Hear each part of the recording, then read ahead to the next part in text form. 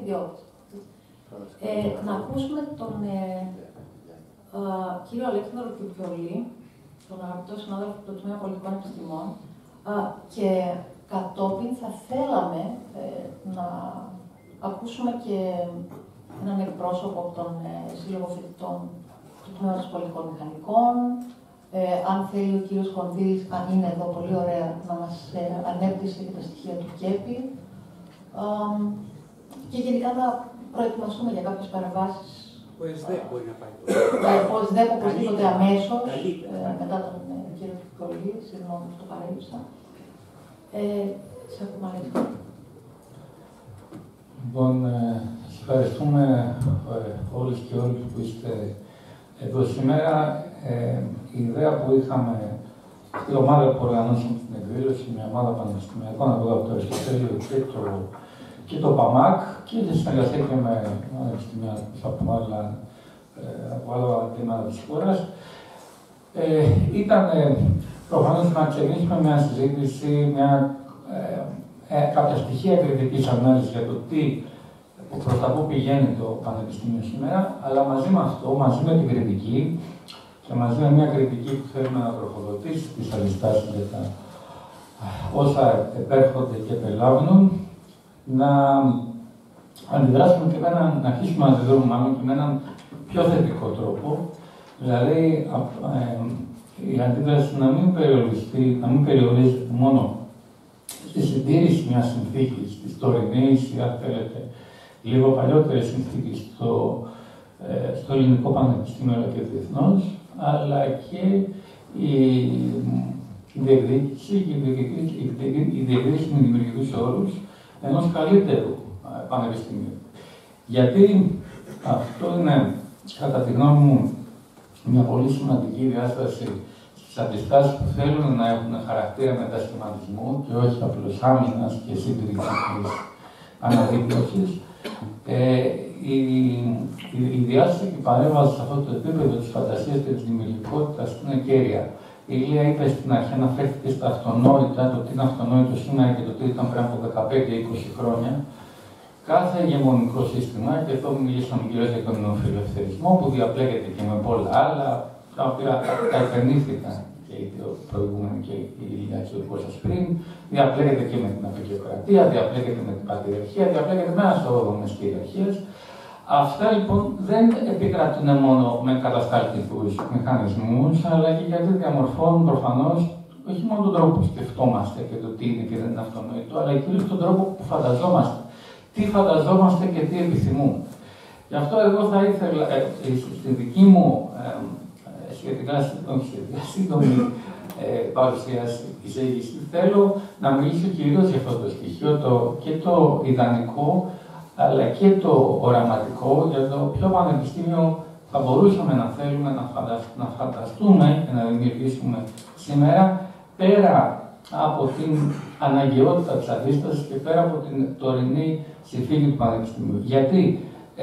εκτός από τις αλλαγές κάποιες από τις οποίες είναι πρόσφατα που αναφέρθηκαν πριν,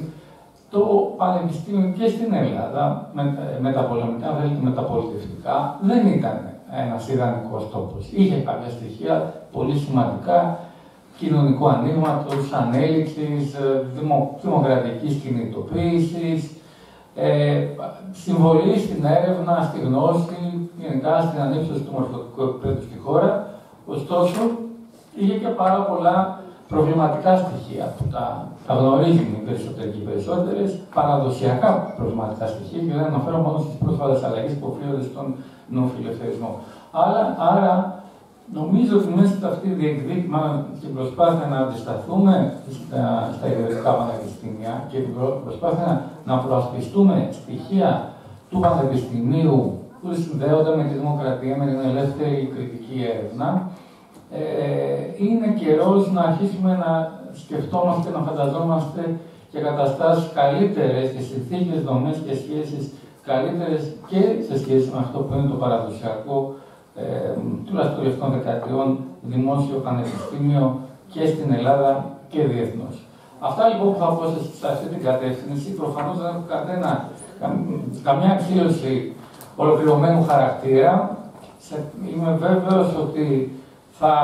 θα θέλατε να συμβάλλετε και με άλλα στοιχεία, τι επιθυμούμε, τι θέλουμε να φανταστούμε, καλύτερο θα θέλαμε σε αυτό το πανεπιστήμιο, αλλά ο στόχος είναι ακριβώς να ανοίξει και μια τέτοια διαδικασία, να φανταστούμε και να αρχίσουμε να δημιουργούμε, να διεκδικούμε και να δημιουργούμε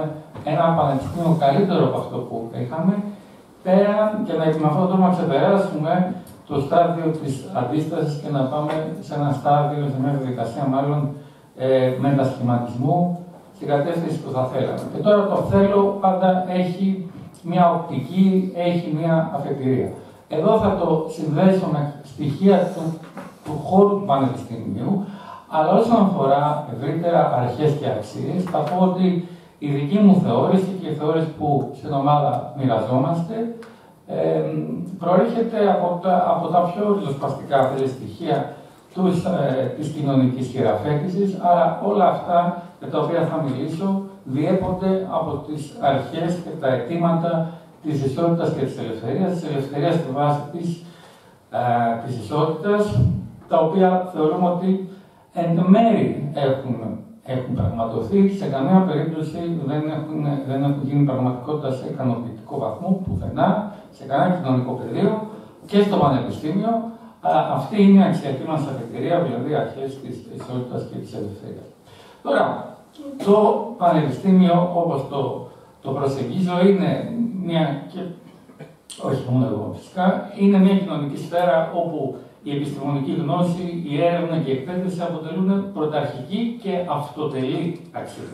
Η κατάκτηση και η διαρκής διεύρυνση της γνώσης σε όλα τα πεδία του Ινστιτούτου και η διάνοιξη νέων πεδίων είναι θεμέλιο και πυρήνας του θεσμού του Πανεπιστημίου. Αυτή η γνωστική και ερευνητική εργασία του Πανεπιστημίου από την αρχή αγκαλιάζει εκτός από τις θετικές, τις ανθρωπιστικές και τις κοινωνικές επιστήμες και τον πολιτισμό, τα γράμματα, φυσικά τις ανθρωπιστικές επιστήμες που περιλαμβάνουν τη φιλοσοφία, όπως είπα, όχι απλώς ως αντικείμενα γνώσης του ανθρώπινου κόσμου, αλλά και ως σφαίρες πνευματικής και πολιτιστικής ευάθυνσης και δημιουργίας που από την αρχή εντάχθηκαν στο πανεπιστημιακό πεδίο και στους αυτοσκοπούς που αναγνωρίζει. Τώρα, το πανεπιστήμιο αυτό της γνώσης και της έρευνας ως θεμελιωδών σκοπών που παραμένουν και κυρίαρχοι και ανεξάρτητοι από άλλες κοινωνικές σκοπιμότητες και παραδόσεις, το πανεπιστήμιο σε ένα εργαστήριο γνώσης και έρευνας ανεφόρων και ανεφορίων δεν έχει υπάρξει προφανώς ποτέ ως μια ακέραια και πλήρη ιστορική πραγματικότητα. Αλλά έχει υπάρξει ζωντανό ιδανικό, και αυτό μπορούμε να το δούμε,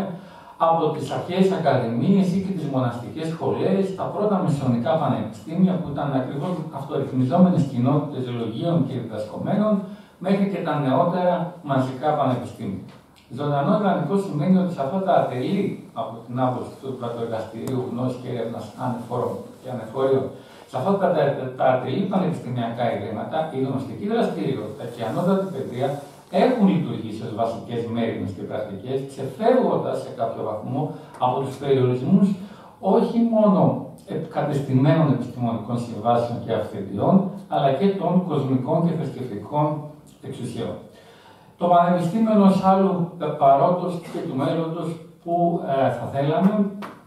να διαφυλάξει τις πιο πολύτιμες παρακαταθήκες αυτής της ιστορίας της ελεύθερης έρευνας και δημιουργίας, αλλά ταυτόχρονα να τις αναζωογονήσει και να τις εξαπλώσει πέρα από τα όρια στη γνώση, την πνευματική καλλιέργεια και την κοινωνική εξάπλωση που τα πανεπιστήμια σήμερα δεν μπόρεσαν ή δεν θέλησαν να υπερβούν.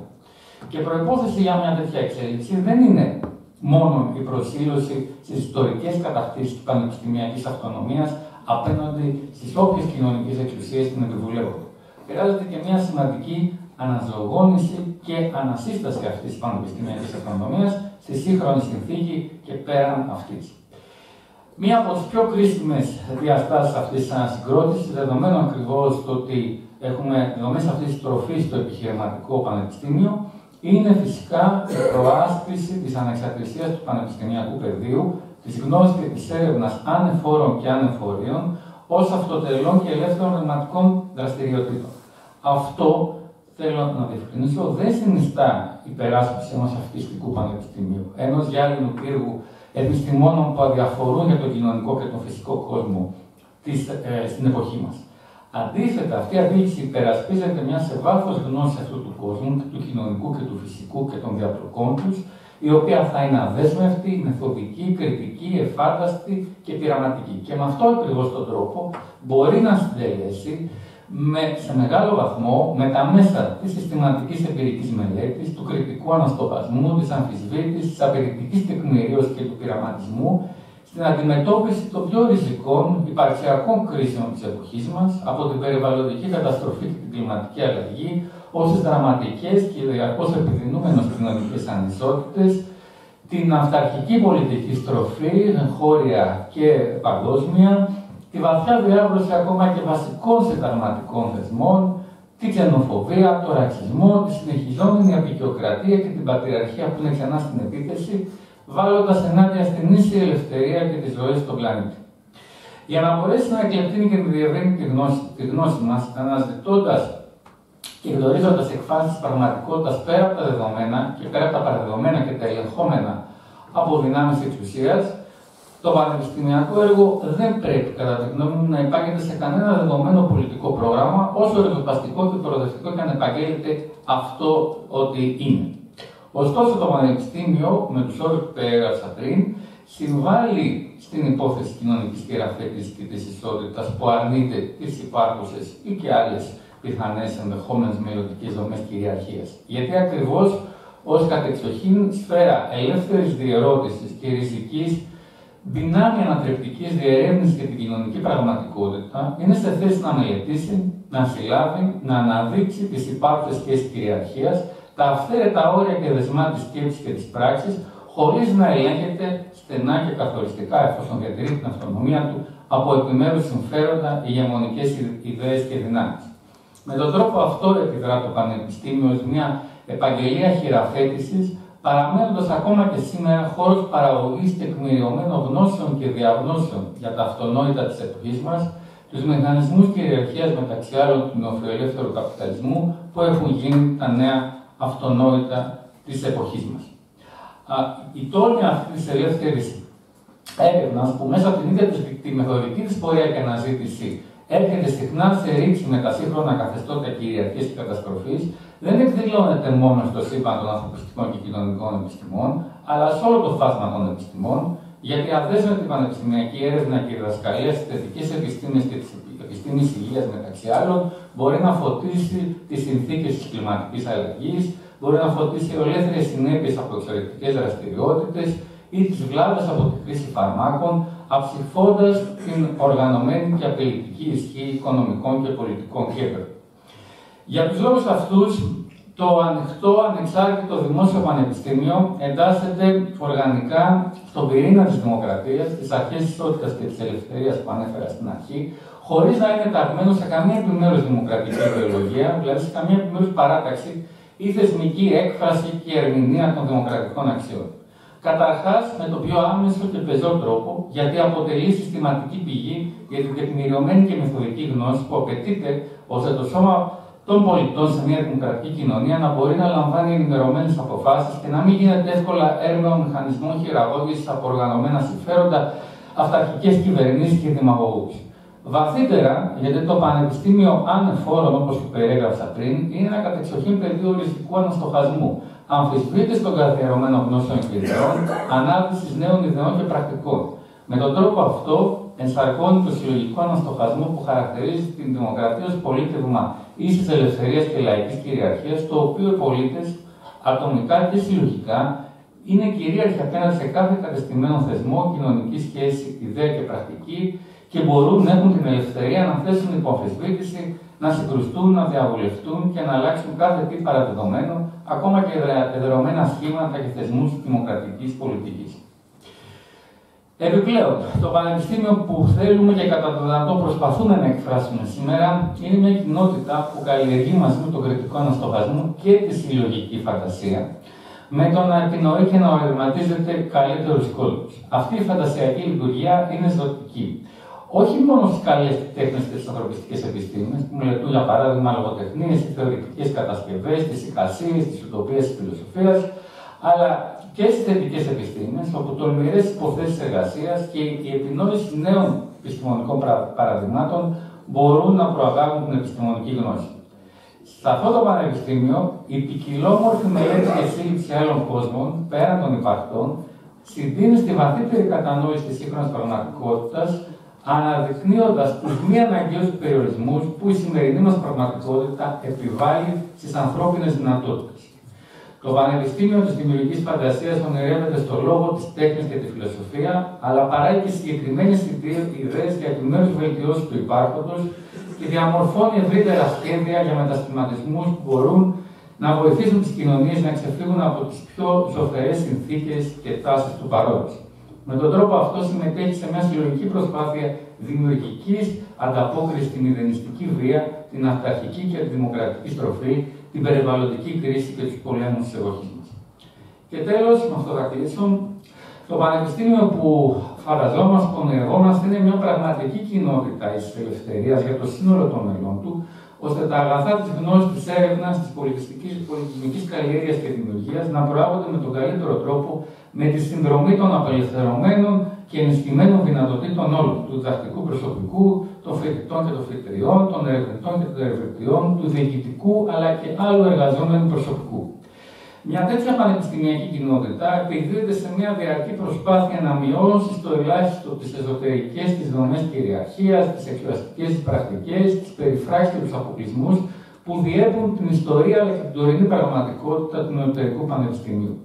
Και ταυτόχρονα μάχεται συστηματικά και τις εξωτερικές κοινωνικές ανισότητες που αναπαράγονται αυτόματα στο εσωτερικό της πανεπιστημιακής κοινότητας και φυσικά προϋπάρχουν εμποδίζοντας σημαντικές μερίδες της κοινωνίας να μπουν στο πανεπιστήμιο. Αυτές λοιπόν οι ανισότητες και αποκλεισμοί στους άξονες της κοινωνικής τάξης, του φύλου, της φυλής, της σωματικής ικανότητας, τις βλέπουμε και τις ζούμε και μέσα στο δικό μας χώρο. Ένα διαφορετικό πανεπιστήμιο δεν θα μπορούσε από μόνο του να αναιρέσει ευρύτερες δομικές ανισότητες των κοινωνιών στις οποίες είναι ενσωματωμένο. Μπορεί ωστόσο με τον δημόσιο χαρακτήρα του, με την ανοιχτότητά του, με εκτεταμένες και ποιοτικές προνοιακές παροχές, στέγαση, σύντηση, επιδόματα, φροντίδα υγείας, ψυχοκοινωνική υποστήριξη κτλ., με θεσμικές λειτουργίες και εκπαιδευτικές παρεμβάσεις στο εσωτερικό του, να αμβλύνει σημαντικά τις επιδράσεις αυτών των κοινωνικών δομών ανισότητας μέσα στην πανεπιστημιακή κοινότητα και με τον τρόπο αυτό να ενδυναμώσει τα μέλη του για να ανατρέψουν τις ευρύτερες ανισότητες και εκτός του πανεπιστημιακού πεδίου. Αυτό λοιπόν το Πανεπιστήμιο, και εδώ κλείνω, που προσπαθούμε να φανταστούμε, είναι ένα πανεπιστήμιο για την ανεξάρτητη και εν μέρει στοιχεία που υπάρχουν. Είναι ένα πανεπιστήμιο για την ανεξάρτητη κριτική γνώση, την ελεύθερη έρευνα, την εκπαίδευση και την καλλιέργεια και τη δημιουργία ως αυτοτελή αγαθά, με όρους πραγματικής ισότητας και ελευθερίας. Ένα πανεπιστήμιο που φαντάζεται και αρχίζει να κατασκευάζει άλλους καλύτερους κόσμους και ένα πανεπιστήμιο που δεν θέλουμε μόνο να το φανταζόμαστε, αλλά στο βαθμό του εφικτού να το κάνουμε πραγματικότητα εδώ.